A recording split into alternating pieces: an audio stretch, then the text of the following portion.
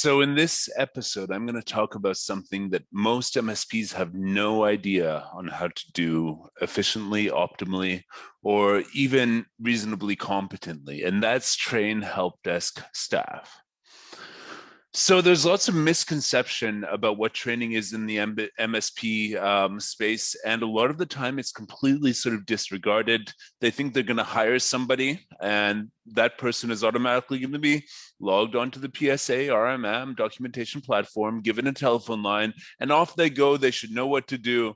They can muddle along and they can chat with their colleagues if they run into a situation that they don't know what to do with. And this is one of those like small MSP blunders that I think really needs to stop, because at Support Adventure, my company, we actually onboard remote staff onto many different MSPs, and we see that the ones that just throw people into the fire and hope for the best, they don't get the best results. The ones who have a structured training plan, the ones who understand the way technicians learn and understand the way that they need to mentor them, are the ones that have the most success using our outsourced staff. So essentially, I mean, there's so much wrong that's being done in this space. There's so much that is just like, where to begin?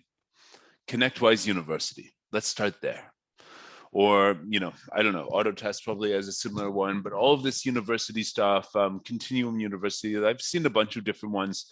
And this is provided by the vendors of the software as a service companies that you're using to deliver your service. And they essentially make these sort of training resources for their products, which are mostly irrelevant in most cases to the positions that most MSP technicians are working.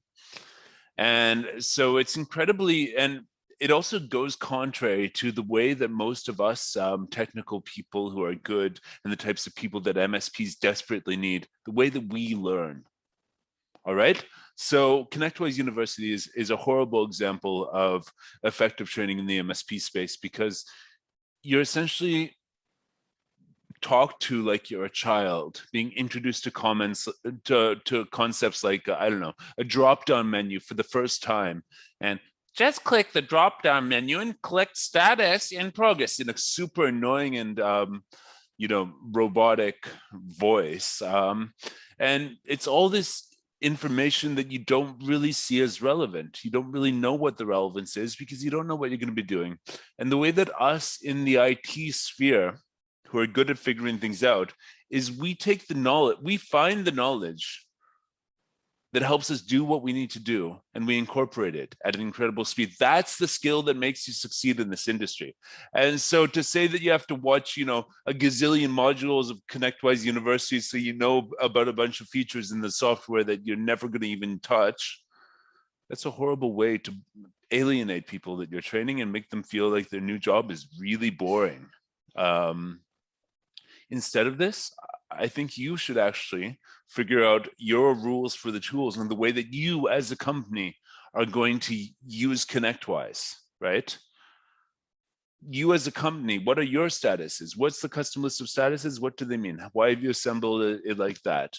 Are you using scheduling? What do the red arrows mean on the help desk? What do you want them looking at every day? What should their timesheet look like? How should they log their time and all that sort of stuff? You need to compile a resource in writing and maybe a video that shows how your people should be using ConnectWise according to your company and how you have integrated the product and the ways of using it that are relevant to their positions, basically. It's really important, because then you're giving them useful information that they can refer to while they're doing the job, not some, these endless volumes of useless information that has nothing to do with their job. So your rules for the tools, set them up, write them down, make a resource out of it that's well indexed that they can use while they're doing the job. So another big mistake that I find with MSP onboardings for new technicians is shadowing. It's a very useful tool to have people shadow, but shadowing without structure is probably a great way to get a lot of the bad habits that your technicians have already transferred onto the new staff. So let's say you don't have you don't have a written down guide on how to write ticket notes in your organization, which I believe you should have. I've written one. We give it away for free to all of our new clients if they need it. The ticket note writing guide. So say you don't have that. Say you don't have any written standard of how they should write ticket notes, and you give them to Johnny, and Johnny is your, I don't know, he's been on the help desk for 2 years, and Johnny's supposed to train Bob, who just got hired, and Bob sees Johnny writing really vague and short and hurried ticket notes with, you know, little to no documentation. Bob will think that that's the standard he's supposed to reach, and those bad habits will be transferred, you know, either non-verbally or verbally by example or by instruction. It's like, oh, you just do this, you just do this. And this sort of like unstructured way that whoever's on the help desk has learned to do their job is transferred to the new person. It can work for a while, it can have some results, but if you are growing your MSP, you need to go towards consistency, go towards a system of standards and holding people accountable to those standards, so that you can have success in growing your service desk without it turning to chaos. You know, Johnny might be doing his job really well, but Bob won't have Bob won't be a complete clone of Johnny. And if you give him no structure through which he can provide similar results to Johnny, he'll just take a bunch of bad habits or good habits from Johnny and make up the rest as he goes along. Another big mistake I see MSPs making when they're training, just throwing people into it. It's like, okay, here's ConnectWise, here's IT Glue, here's the RMM, off you go.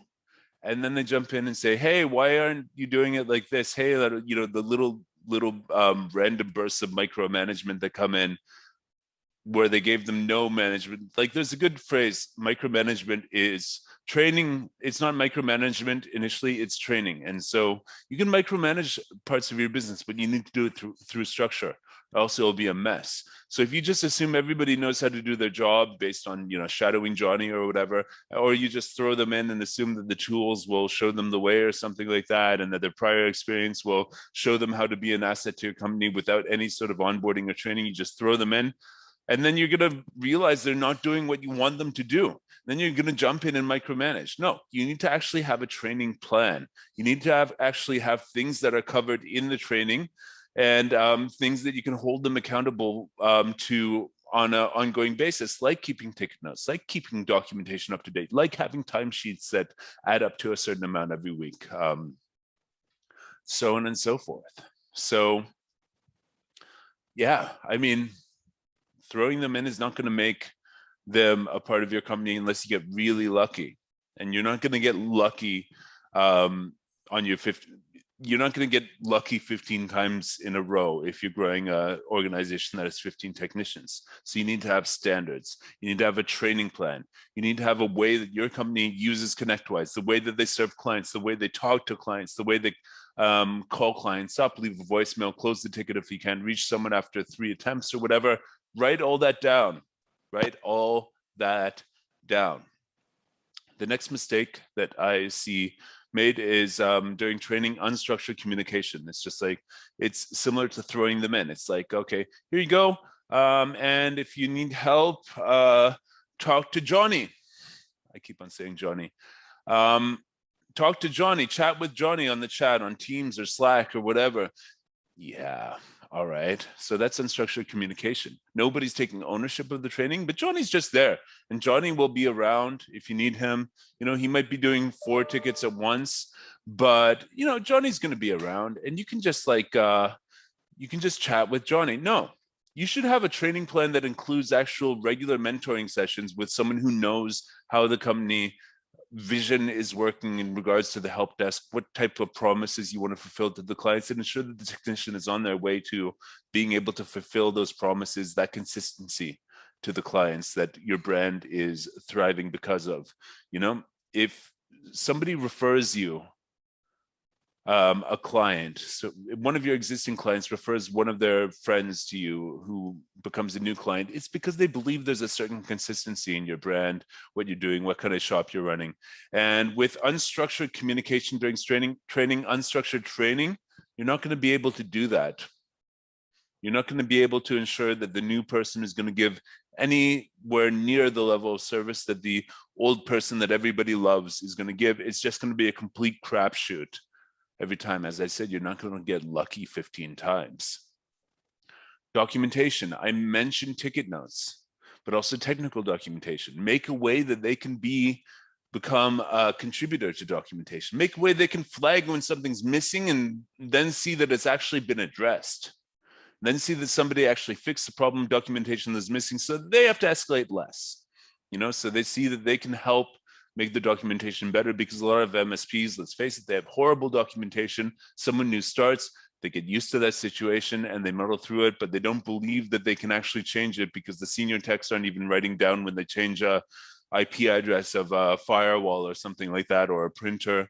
And well, it's just like a lost cause. But make them part of the documentation ecosystem of how documentation gets updated and corrected, templated, audited, all that sort of stuff, and train them on how to do their part in flagging what's missing and updating what they can. Yeah, really important. Accountability checklists, another very important thing. You need to tell people where the goalpost is for their new position, where they are aiming.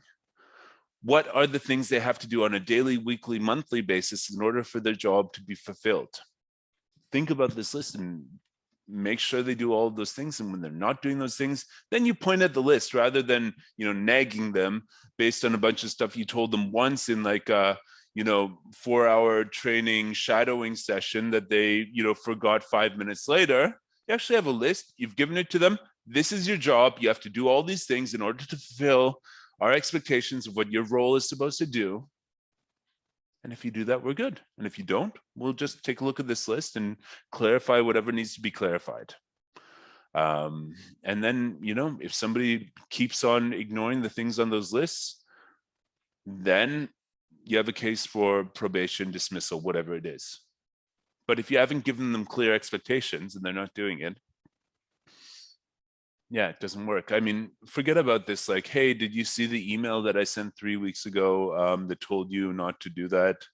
That was sent to 5 other people that wasn't even addressed to you among the 100 other emails you got that day from random stuff that was flying around on our disorganized MSP? No. So yeah, what actually does help in training? A list of tools and the stuff that it's being used for, how often they should check it. So what do you use the RMM for? How often should they check the RMM? Are there weekly, monthly, daily checks they have to do to see this, to see that, check different disk space on servers and stuff like that? Write that on a list. How are they expected to check the ticketing system? Like which queues on the ticketing system, which statuses, what are they checking for in terms of ConnectWise, red arrows versus green arrows versus whatever? What are the rules? How does it all work? Have your list of tools and then have links to the documents where you describe how your company uses them. Next one, walkthroughs. Walkthroughs. Very important that they have walkthroughs, like how to log on to a server. If this is one of the main things they have to do, how to use your RMM to log on to a server. It can be a video, it can be screenshots on a text. I would prefer video because you just narrate, you say a bunch of stuff, the screen is shared, they can, rewind, go slow-mo, go fast, whatever, and actually see everything that's happening on the screen. So walkthroughs, very important to have those recorded. You can use Zoom to record the files, upload them to your Google Drive or whatever you want. Because people are very hands-on. If you give them a walkthrough, if they actually see something happening, someone doing it, and they can do that themselves, that's how we in the tech industry learn how to do things, by incorporating the relevant information towards our outcomes. By Googling relevant information, finding information we can incorporate to our tasks to achieve certain outcomes. Not a whole list of stuff we need to know, a whole resource of stuff that we can use when we need to know the stuff to do our job that we're doing.